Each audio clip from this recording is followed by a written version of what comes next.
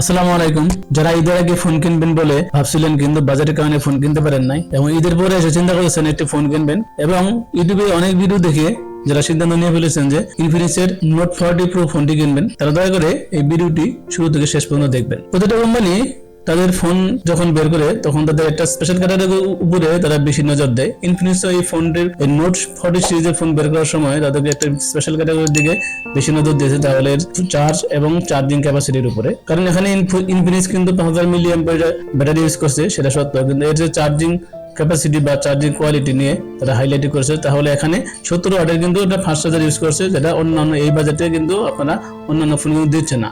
আরেকটা কথা, এখানে কিন্তু একটা পাওয়া যাচ্ছে এটা ম্যাগনেটিক চার্জিং সিস্টেম, যেটা কিন্তু এই বাজেটে ইনফিনিক্স একমাত্র দিচ্ছে এবং এর যে চার্জ ক্যাপাসিটি বা এর যে ডিজাইনের সাথে যে কম্পেটিবিলিটি সেটা কিন্তু অনেক সুন্দর। আর এখানে কিন্তু আপনারা ওই ম্যাগনেটিক চার্জিং সিস্টেমের মাধ্যমে আপনারা কিন্তু 20 ওয়াটের এটা চার্জ করতে পারবেন। আর এখানে কিন্তু ওরা ইউজ করেছে বাইপাস চার্জিং সিস্টেম, এটা হলো আপনি যদি চার্জ দিয়ে কোনো কাজ করেন বা গেম খেলেন বা আপনি দেখেন তখন কিন্তু এর ব্যাটারির উপরে প্রেসারটা কম পড়ে। এবার আসি এর বিস্তারিত আলোচনায়। প্রথমে আসি এর ডিজাইন দিয়ে কিন্তু এই ইনফিনিক্স 40 সিরিজে কিন্তু একটা অসাম ডিজাইন নিয়ে চলে আসছে। এর আগে কিন্তু দেখছেন যে প্রত্যেকটা কোম্পানি একটা রেগুলার ডিজাইন নিয়ে আসছে, কিন্তু এখানে কিন্তু একটা নতুনত্ব আনার চেষ্টা করছে আর কি। এই যে ক্যামেরা বা হাউসটা বা এর যে বোথ সাইড কার্ভ ফোনটা কিন্তু দেখতে আসলে অসাধারণ এবং এর কালার চেঞ্জিং বিষয়টা কিন্তু সত্যি অসাধারণ। ভিনটেজ গ্রিন এবং টাইটান গোল্ড নামের দুইটা ভার্সন আপনারা এই ফোনটি পেয়ে যাবেন।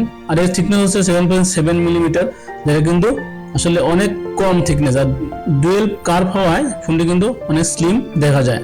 আর এর ওজন হলো 190 গ্রাম, যা কিন্তু খুবই কম। এখানে পেয়ে যাবেন IP54 এর সার্টিফিকেশন, যেটাতে আপনারা ডাস্ট এবং স্প্ল্যাশ রেসিস্ট্যান্ট বা ধুলাবালি থেকে আপনারা মোটামুটি রক্ষা পাবেন।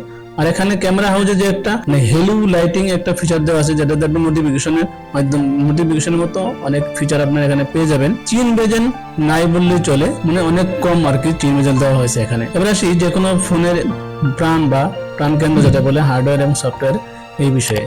অ্যান্ড্রয়েড 14 এর ফোনটি লঞ্চ করা হয়েছে, যেটা অনেক ভালো এবং এখানে ইউআই হিসেবে ইউজ করা হয়েছে XOS, যেটা ইনফিনিক্সের নিজস্ব ইউআই। তবে এখানে ইউআইটা কিন্তু অনেক স্মুথ এবং মানে ক্লিন বলা যায় আর কি, কোনো ব্লুটার পাবেন না। আর যেহেতু এখানে অনেক মেমোরি ইউজ করা হয়েছে, আর এখানে একটা কথা প্রথমেই বলতে ভুলে গেছিলাম, যেটা হলো এর প্রাইস। এর বাংলাদেশে কিন্তু আপনারা দুইটা ভেরিয়েন্টে ফোনটি পেয়ে যাবেন, যেটা হলো 8/256 GB এবং 12/256 GB। 8/256 GB যার প্রাইস হচ্ছে বাংলাদেশ মার্কেটে 31,000 টাকা, আর যার 12/256 GB এর প্রাইস কিন্তু বাংলাদেশের মার্কেটে 35,000 টাকা।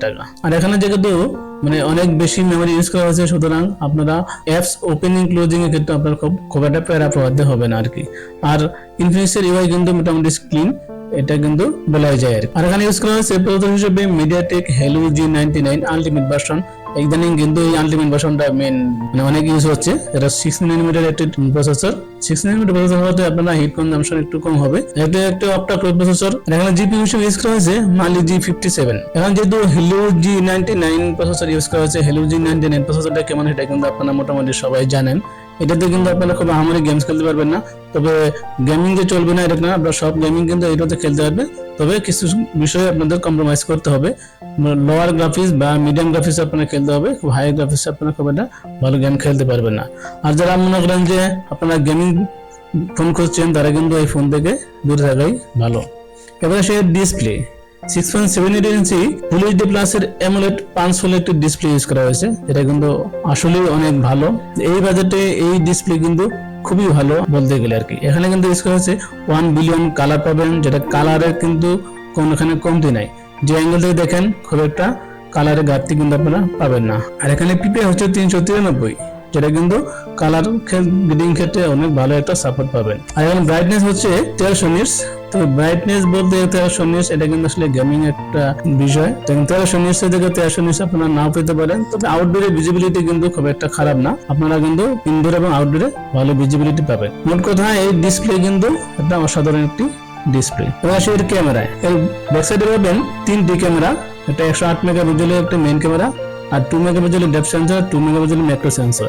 এই ডেপথ সেন্সরে ম্যাক্রো সেন্সরে কোনো কাজ আসলে খুব একটা হয় বলে আমার মনে হয় না।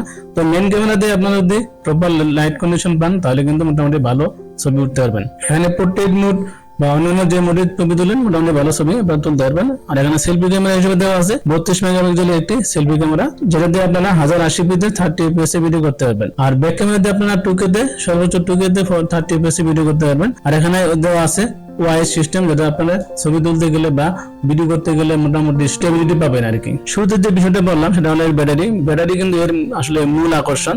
এখানে কিন্তু 5000 mAh ব্যাটারি ইউজ করা হয়েছে এবং এটাকে চার্জ করার জন্য পাবেন আপনারা 70 ওয়াটের একটি ফাস্ট চার্জার, যেটাতে খুব ফাস্ট চার্জ করতে পারবেন। আর এখানে কিন্তু ইউজ করা হয়েছে JBL এর ডুয়াল স্টোরেজ স্পিকার, যদিও এখানে JBL এর ডুয়াল স্টোরেজ স্পিকার ইউজ করা হয়েছে, তো JBL হিসেবে কিন্তু এর পারফরম্যান্স একটু লো। তবে এখানে যেহেতু ডুয়াল স্টোরেজ স্পিকার ইউজ করা হয়েছে তাহলে আপনারা সাউন্ড কোয়ালিটি অবশ্যই ভালো পাবেন। তবে ফুল ভলিউমে একটু ডিস্টরশন পাইতে পারেন, তবে সাউন্ড একটু কমায় নিলে আপনারা মোটামুটি ভালো সাউন্ডের একটা পাবেন। এখানে ইউজ করা হচ্ছে NFC এবং IR এর মতো সেন্সর, তবে এখানে দুঃখের বিষয় হলো এখানে আপনারা 3.5mm অডিও জ্যাকটি আপনারা পাচ্ছেন না। এখানে কিন্তু পেয়ে যাচ্ছেন নয়েজ ক্যান্সেলেশন মাইক। আর ইন ডিসপ্লে ফিঙ্গারপ্রিন্ট সেন্সরটা কিন্তু মোটামুটি ফাস্ট এবং একুরেটলি কাজ করে। আর ফোনটি পেয়ে যাবেন 8/256 এবং 12/256 GB ভেরিয়েন্টে। আর এখানে র্যাম টাইপ হলো LPDDR4X এবং স্টোরেজ টাইপ হলো UFS 2.2। এখানে যদি স্টোরেজ টাইপটা 3.1 বা 3.2 দেওয়া হতো এটা কিন্তু আরো অনেক ভালো হতো। আর এখানে কিন্তু আপনারা এক্সট্রা মেমোরি কার্ড ইউজ করতে পারছেন না। এখানে যে মেমোরি কার্ডের স্লটটা দেওয়া আছে সেটা আপনারা শুধু দুইটা সিম অথবা একটা সিম একটা মেমোরি কার্ড আপনারা ইউজ করতে পারবেন। আর এখানে স্টোরেজ 256 GB ইউজ করা হয়েছে, সুতরাং আমার মনে হয় না এখানে এক্সট্রা মেমোরি কার্ড ইউজ করার দরকার আছে। এবার আসি আপনারা এই ফোনটি কিনবেন কি কিনবেন না।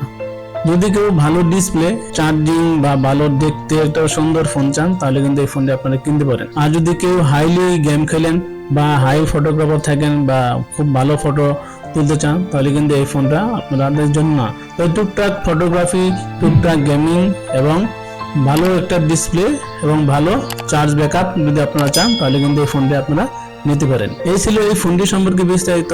আপনাদের কারো কোনো মন্তব্য থাকলে তাহলে কিন্তু আপনারা অবশ্যই কমেন্ট বক্সে জানাতে পারেন। দেখা হবে পরবর্তী কোনো ভিডিওতে। সে পর্যন্ত ভালো থাকবেন। আল্লাহ হাফেজ।